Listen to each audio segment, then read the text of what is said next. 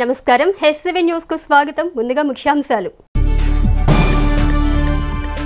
గురువారం నుండి ప్రభుత్వ పాఠశాలలు పునఃప్రారంభం. మౌలిక వసతుల కల్పనలో ఆ శాఖ అధికారులు. గణపతి పూజతో ప్రారంభమైన నక్షత్ర శాంతి హోమాలు. సబ్ డివిజన్ పరిధిలో రైతాంగాన్ని ఖరీఫ్ వ్యవసాయానికి సమాయత్తం చేయాలి. జిల్లా వ్యవసాయ శాఖ అధికారి నున్న వెంకటేశ్వర్లు. రాష్ట్ర మంత్రిగా బుధవారం ప్రమాణ స్వీకారం చేసిన Janasena party PAC chairman Tenali assembly నియోజకవర్గ శాసనసభ్యులు నాదెండ్ల మనోహర్ రాష్ట్ర మంత్రి హోదాలో తొలిసారిగా తెనాలి అసెంబ్లీ నియోజకవర్గంలోకి గురువారం అడుగుతున్న నేపథ్యంలో దారి పొడుగున జనసేన, టీడీపీ, భారతీయ జనతా పార్టీ శ్రేణులు నీరాజనాలు పలుకుతూ ఆయనకు ఘన స్వాగతం పలికారు.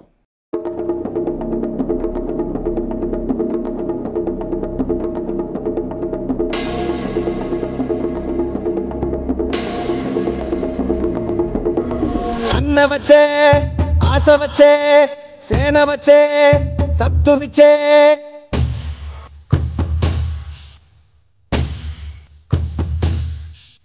గలగల గల గాజులెగిరే కుండాలకు గుండె చెదిరే. మన మన మన మన మన మన అన్న జన జన జన జన జన సేన. మన మన మన మన మన మన అన్న జన జన జన జన జన జన సేన. మన మన మన మన మన అన్న జన జన జన జన జన సేన. మన మన మన మన మన మన అన్న జన జన జన జన జన జన సేన. బుధవారం రాష్ట్ర మంత్రిగా ప్రమాణ స్వీకారం చేసిన తెనాలి అసెంబ్లీ నియోజకవర్గ శాసనసభ్యులు Janasena party PAC chairman Nadendla Manohar మంత్రి హోదాలో తొలిసారిగా గురువారం తెనాలి నియోజకవర్గంలోకి అడుగిడుతున్న నేపథ్యంలో తెనాలి మండలం నందివేలు గ్రామం నుండి తెనాలి పట్టణంలోని జనసేన పార్టీ కార్యాలయం వరకు పెద్ద సంఖ్యలో జనసేన, టీడీపీ, భారతీయ జనతా పార్టీ శ్రేణులు ఆయనకు సాదర స్వాగతం పలుకుతూ శుభాకాంక్షలు తెలుపుతూ భారీ ర్యాలీ నిర్వహించారు. నందివేలుగు, కంచెరపాలెం, ఆటోనగర్, కటివరం, సోమసుందరపాలెం, విఎస్ఆర్ కళాశాల తదితర కూడళ్లలో జనసేన, టీడీపీ, భారతీయ జనతా పార్టీ శ్రేణులు ఆయనకు హార్దిక ఘనస్వాగతం పలికారు. ద్విచక్ర వాహనాలతో యువత హల్చల్ చేశారు. ఈ ర్యాలీలో పెద్ద సంఖ్యలో ద్విచక్ర వాహనాలు, కార్లు తదితర వాహనాలు పాల్గొన్నాయి. అడుగడుగున జనసేన, టీడీపీ, బీజేపీ పార్టీ జెండాలు రెపరెపలాడాయి. ప్రతి కూడల్లోనూ అభిమానులు నాదెండ్ల మనోహర్కు భారీ గజమాలతోనూ, పుష్పగుచ్చాలతోనూ, దుశ్శాలువాలతోనూ సత్కరించి శుభాకాంక్షలు తెలిపి తమ అభిమానాన్ని చాటుకున్నారు. మహిళలు హారతులిచ్చారు. ఈ స్వాగత ర్యాలీలో మహిళలు సైతం ఉత్సాహంగా పాల్గొనడం విశేషం. తను చూడటానికి, సత్కరించడానికి విచ్చేసిన అభిమానులకు, పార్టీ శ్రేణులకు, ర్యాలీలో పాల్గొన్న అభిమానులకు అభివాదం చేస్తూ ఆప్యాయంగా కరచాలనం చేస్తూ నాదెండ్ల మనోహర్ ముందుకు సాగారు. బాణాసంచా కాలుస్తూ పార్టీకి, మనోహర్కు జైజేలు కొడుతూ ఉమ్మడి కూటమి పార్టీ శ్రేణులు ఉత్సాహంగా ఈ స్వాగత ర్యాలీలో పాల్గొన్నారు. కాగా ఈ భారీ ర్యాలీ వల్ల తెనాలి విజయవాడ ప్రధాన రహదారిపై తీవ్ర ట్రాఫిక్ జామ్ నెలకొంది. వందల సంఖ్యలో వాహనాలు ప్రధాన రహదారిపై ఆగిపోవడంతో ప్రయాణికులు కొంత అసహనానికి గురయ్యారు. తెనాలి పిలుస్తోంది మనోహరన్న, చెయ్యెత్తి చెయ్యి కొట్టి జనసేన జెండా బట్టి మా కోసం, మా బిడ్డల కోసం, తెలుగు తల్లి నేల కోసం నీ వెంట నడుస్తానంటుంది మనోహరన్న. మనోహరన్న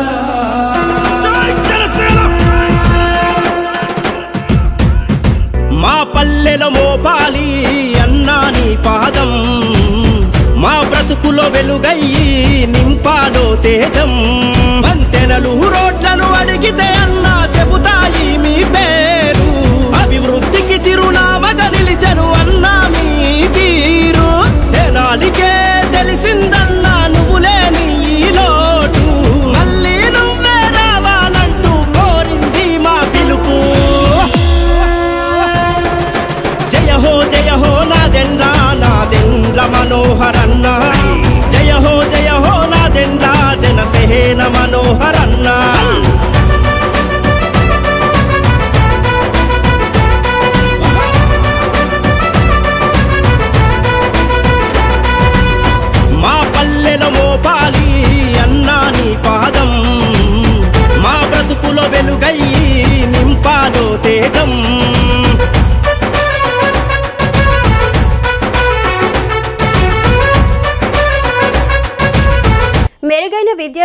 సంకల్పంతో ప్రభుత్వ పాఠశాలలు విద్యార్థులకు క్రమశిక్షణతో కూడిన విద్యను అందించడంతో పాటుగా విభిన్న విద్యావసరాల వస్తువులతో ప్రతి విద్యార్థికి స్టూడెంట్ కిట్స్ పంపిణీ చేసేలా ఏర్పాట్లు చేశామని విద్యాశాఖ డిప్యూటీ డీఈఓ జి శాంతకుమారి తెలిపారు. 2024-25 విద్యా సంవత్సరానికి గాను ప్రభుత్వ పాఠశాలలు పునఃప్రారంభమైన క్రమంలో గురువారం పట్టణంలోని బాలుర ఉన్నత పాఠశాలలను డిప్యూటీ డీఈఓ శాంతకుమారి తనిఖీ చేశారు. స్కూల్స్ పునఃప్రారంభం క్రమంలో ప్రభుత్వ పాఠశాలలో విద్యను అభ్యసించే విద్యార్థులకు 1,00,000 వరకు స్టూడెంట్స్ కిట్స్ పంపిణీకి సర్వం సిద్ధం చేసినట్లు తెలిపారు. కిట్స్ ద్వారా విద్యార్థులకు uniform, notebooks, text books, shoes, మంచి మౌలిక అవసరాలను విద్యార్థులకు అందజేస్తున్నట్లు తెలిపారు.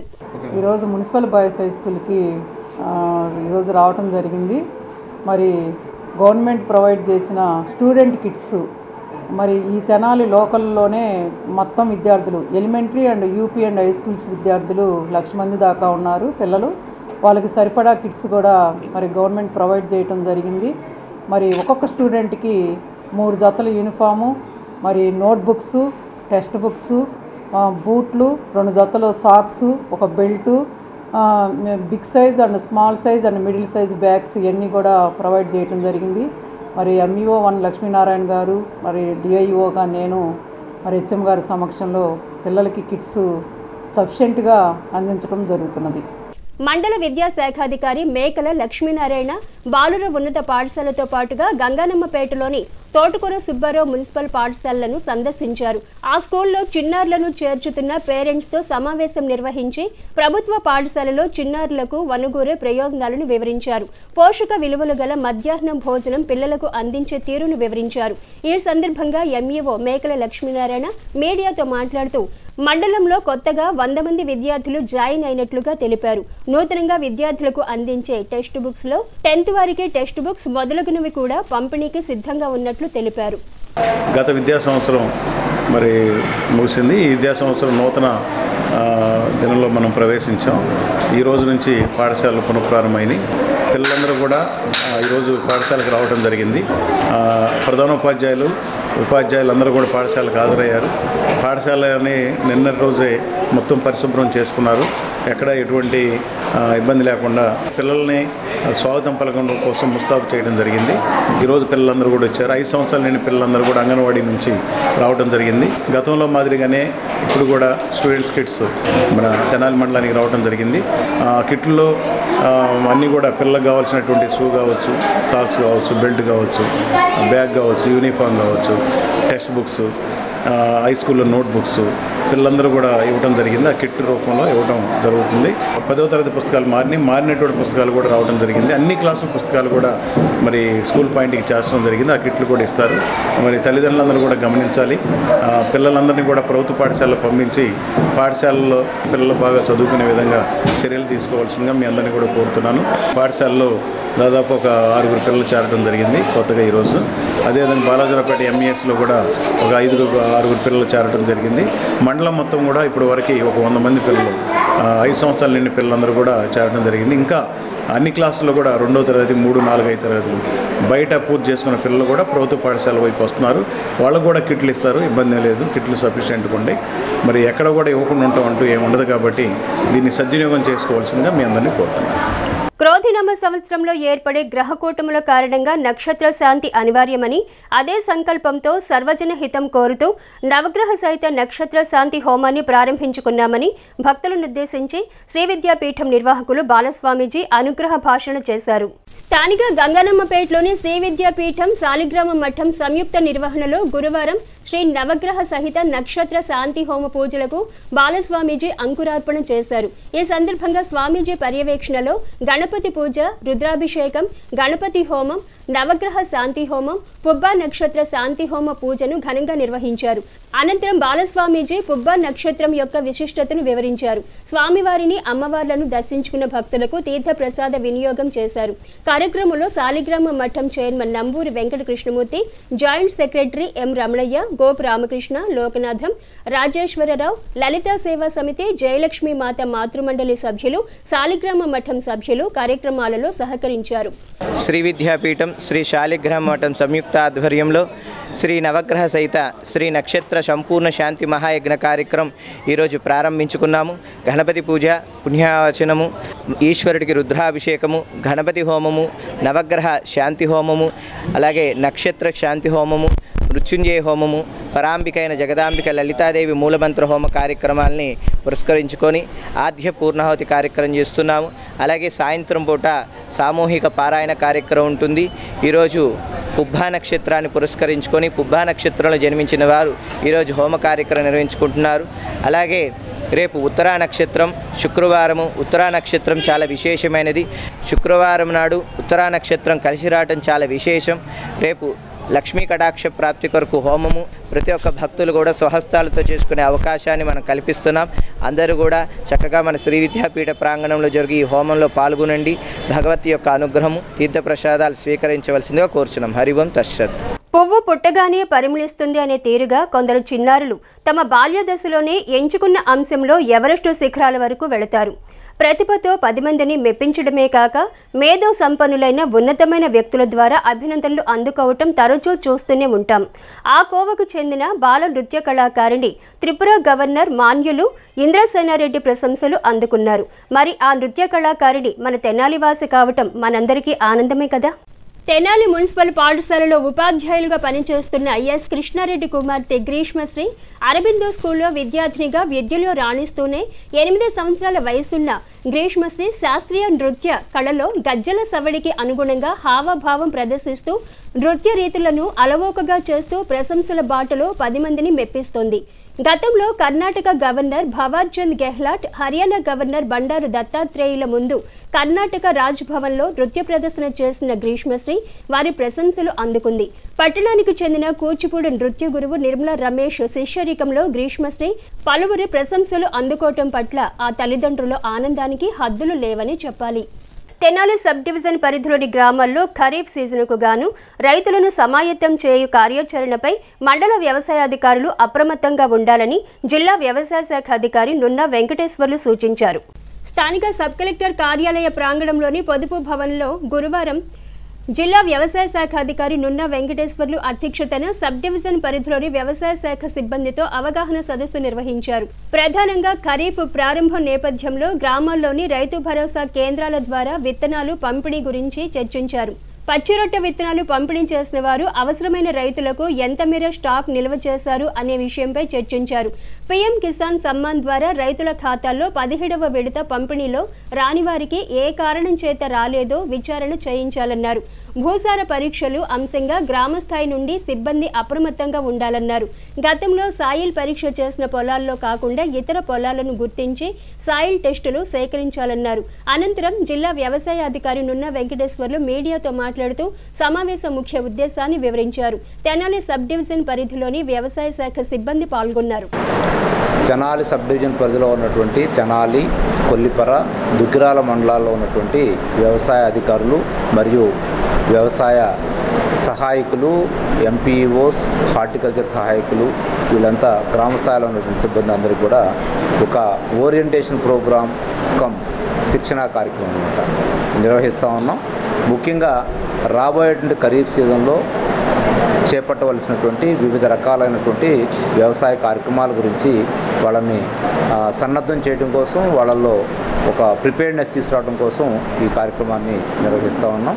ముఖ్యంగా తీసుకునేటట్లయితే ఇప్పటికే తొలకరి వర్షాలు మొదలైనవి. దీంతోపాటు రైతాంగం అంతా కూడా దుక్కులు దున్నుతూ ఉన్నారు. ఇప్పటికే మేము పచ్చిరొట్ట పంటలకు సంబంధించిన విత్తనాలని జీలుగా, జనుము, పిల్లిపెసరు ఇవన్నీ కూడా ఆర్బీకేలకు పంపించాము. దరిదాపుగా 3 మండలాల్లో ఉన్నటువంటి అన్ని ఆర్బీకేల్లో కూడా వీటిని రైతులకి అందించడం జరిగింది. ఇంకా కొంత అధికంగా అవసరం అవుతుందని చెప్పి చెప్తా ఉన్నారు. జీలుగు కానీ, జనుము కానీ, పిల్లిపెసరు కానీ వీటిని లభ్యతని చూసుకొని ఖచ్చితంగా వాళ్ళకి మళ్ళీ తిరిగి కొంత సరఫరా చేస్తాం. రైతులకు సంబంధించినటువంటి పీఎం కిసాన్ ప్రోగ్రాం సంబంధించి గౌరవ ప్రధానమంత్రి గారు ఇప్పటికే 17వ ఇన్స్టాల్మెంటు రిలీజ్ చేయడం జరిగింది.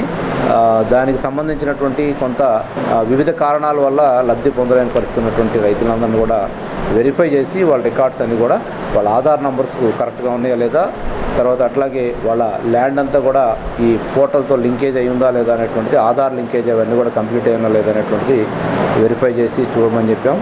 తర్వాత దాంతోపాటుగా కౌలు రైతులను గుర్తించే ప్రక్రియ.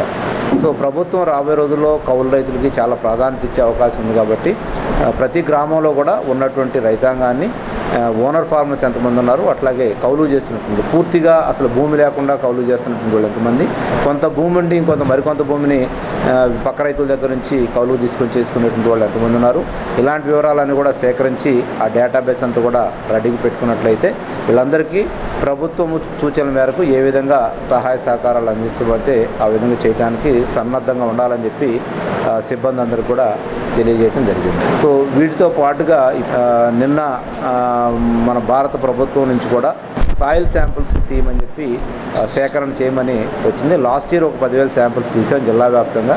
ఈ సంవత్సరం కూడా మరొక 10,000 శాంపిల్స్ సాయిల్ శాంపిల్స్ జిల్లా వ్యాప్తంగా తీయమని మాకు ఇవ్వటం జరిగింది. దాని మేరకి ప్రతి ఆర్బీకేలో కూడా మినిమం 40 శాంపిల్స్ తగ్గకుండా సాయిల్ శాంపిల్స్ తీయమన్నాం.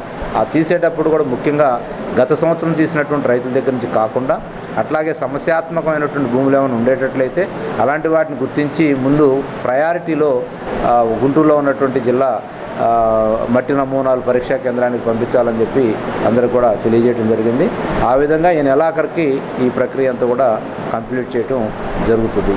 ఆ ప్రకారంగా వ్యవసాయ శాఖ మరి రాబోయే ఖరీఫ్ సీజన్కి రైతులకి కావాల్సిన అవసరాలతో సన్నద్ధం అవుతూ మా సిబ్బందిని కూడా సన్నద్ధం చేయడం జరుగుతుంది. Thank you. రక్తదానం ప్రాణదానమని చెప్పుకున్న కొన్ని అపోహల కారణంగా ఎక్కువగా పురుషులే రక్తదానం చేయటం జరుగుతుందని, స్త్రీలకు అవగాహన కల్పించి రక్తదాతలుగా ప్రోత్సహించే విధానంతో రక్తదానం ఎందుకు చేయాలి, ఎలా చేయాలి, ప్రయోజనాలను సైతం వివరించే అవగాహన కార్యక్రమం ఏర్పాటు చేయనున్నట్లు డాక్టర్ శారద వివరించారు. ప్రపంచవ్యాప్త స్వచ్ఛంద రక్తదాతల దినోత్సవమైన 14వ తేదీ శుక్రవారం బురిపాలెం రోడ్లోని తమ సంస్థ ద్వారా నిర్వహించే కార్యక్రమ వివరాలను డాక్టర్ శారద గురువారం తమ కార్యాలయంలో మీడియాకు వివరించారు. ఈ సందర్భంగా డాక్టర్ శారద మాట్లాడుతూ వరల్డ్ బ్లడ్ డోనర్స్ డే సందర్భంగా రక్తదానం ఆవశ్యకతపై రూపొందించిన జీవ అనే పుస్తకాన్ని ఆవిష్కరించనున్నట్లు తెలిపారు.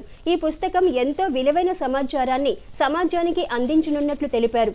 డాక్టర్ శారద సర్వీసెస్ ద్వారా నిర్వహించే కార్యక్రమ ఆవశ్యకతను ఆమె వివరించారు. ప్రధానంగా దేశంలో సంవత్సరానికి 15 మిలియన్ల బ్లడ్ యూనిట్స్ అవసరం కాగా 10 మిలియన్ యూనిట్స్ బ్లడ్ మాత్రమే లభ్యమవుతుందన్నారు. బ్లడ్ కొరతను అధిగమించే అంశాలతో జీవ పుస్తకం విడుదల చేయనున్నట్లు డాక్టర్ శారద వివరించారు. రేపు అంటే 14వ తేదీ June world blood donors day. అది మరి ఆ డే సందర్భంగా మేము చేయాల్సిన కార్యక్రమాలు, సపోజ్ మనకి బ్లడ్ కావాలి అని అంటే ఒక దాత వారంతట వారు వస్తే కానీ ఇప్పుడు జరగని పరిస్థితులు. వెనకటి కాలంలో వారు ఆదాయం కోసం వచ్చి బ్లడ్ ఇచ్చి వెళ్ళిపోయేవారు, రిక్షా వారు కానీ అలాగా. అదంతా సుప్రీంకోర్టు బ్యాన్ చేయటం వలన ఇప్పుడు మనకి రీప్లేస్మెంట్ డోనర్స్ అంటే మీరు బ్లడ్ ఇస్తే వారు ఇవ్వటం అది జరుగుతుంది. లేదు వాలంటరీగా నా అంతటి నేను వీరికి సేవ చేయాలనే ఉద్దేశంతో ఈ 2 రకాల డోనర్స్ మాత్రమే ఉన్నారు. ప్రస్తుత గణాంకాల ప్రకారం మనకి దాదాపు 15 మిలియన్ల యూనిట్ సంవత్సరానికి బ్లడ్ కావాలి మన ఇండియాలో. కానీ ఇప్పుడు మనకి లభిస్తుంది 10,000 అంటే దాదాపు 5 మిలియన్ల యూనిట్స్ లేకపోతే ప్యాకెట్స్ మనకి లోటుగా ఉంది. ఇది బ్లడ్ డోనర్స్ ముందుకొచ్చే దీని ప్రకారం కూడా WHO వారు కొంత చెప్పారు లెక్కల.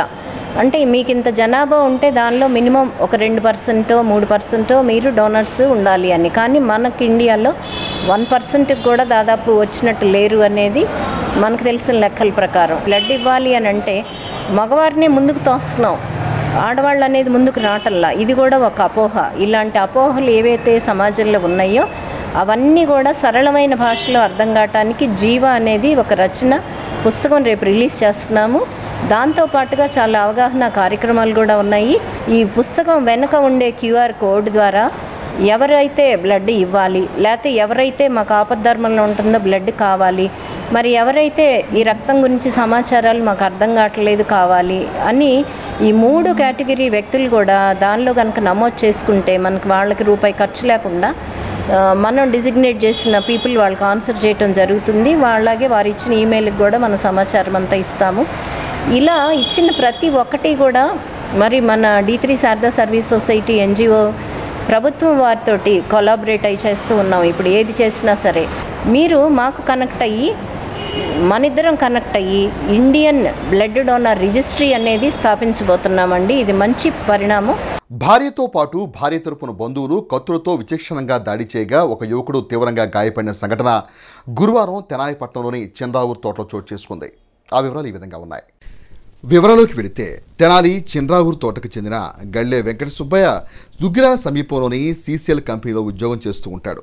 కాగా గురువారం మధ్యాహ్నం తనపై తన భార్య తురిమేళ్ల జ్యోతితో పాటు ఆమె తరపున బంధువులు కత్తులతో దాడి చేయగా తాను తీవ్రంగా గాయపడి తెనాలి జిల్లా ప్రభుత్వ వైద్యశాలలో చికిత్స పొందడానికి వచ్చినట్లుగా బాధితుడు తెలియజేశాడు. బాధితుడు తెలిపిన వివరాల ప్రకారం అతని భార్య తురిమేళ్ల జ్యోతి అమృతూరు మండలం తాడిపర్రు గ్రామంలో సచివాలయంలో ఉద్యోగం చేస్తూ ఉంటుందని, తన భార్య వాళ్ల అమ్మ తురిమేళ్ల మరియమ్మ మరియు తురిమేళ్ల సురేష్ బాబు, కంచెర్ల ఆనందబాబు అందరూ కలిసి తనపై కత్తులతో విచక్షణంగా దాడి చేసినట్టు పేర్కొన్నాడు.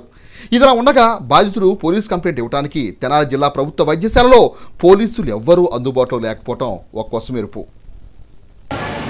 నా పేరు గల్లే వెంకట సుబ్బయ్య. నేను కాంటినెంటల్ కాఫీలో ప్రైవేట్ జాబ్ చేస్తాను. అయితే మధ్యాహ్నం 3:30 మా ఇంట్లో నా భార్య, మా అత్తగారు, మా బావ కలిసి నాపై కత్తితో దాడి చేశారు. వాళ్ళు కాకుండా ఇంకా ఇద్దరు వచ్చి నా చేతులు కాళ్ళు పట్టుకొని నాపై కత్తులతో శిక్షణారహితంగా దాడి చేశారు. దాడి చేసిన అతని పేరు ఆనందబాబు, కంచెర్ల ఆనందబాబు, జయకుమారి, జ్యోతి, తురిమెల్ల జ్యోతి, తురిమెల్ల మరియమ్మ, తురిమెల్ల సురేష్ కుమార్. తురిమెల్ల జ్యోతి ఏం చేసింది? తురిమెల్ల జ్యోతి పంచాయతీ సెక్రటరీ, పంచాయతీలో పంచాయతీ సెక్రటరీగా చేస్తున్నారు. ఏ ఊర్లో? అమర్తలూరు మండలం, కోరికాడుపర్రు గ్రామం. వార్తలు ముగించే ముందు ముఖ్యాంశాలు మరోసారి. గురువారం నుండి ప్రభుత్వ పాఠశాలలు పునఃప్రారంభం. మౌలిక వసతుల కల్పనలో ఆ శాఖ అధికారులు. గణపతి పూజతో ప్రారంభమైన నక్షత్ర శాంతి హోమాలు. సబ్ డివిజన్ పరిధిలో రైతాంగాన్ని ఖరీఫ్ వ్యవసాయానికి సమాయత్తం చేయాలి. జిల్లా వ్యవసాయ శాఖ అధికారి నున్న వెంకటేశ్వర్లు. హెచ్7 న్యూస్ను ప్రేక్షకులు యూట్యూబ్లో తెనాలి హెచ్7 న్యూస్ అని టైప్ చేసి సబ్స్క్రైబ్ చేసి వీక్షించవచ్చు. హెచ్7 న్యూస్ సమాప్తం. నమస్కారం.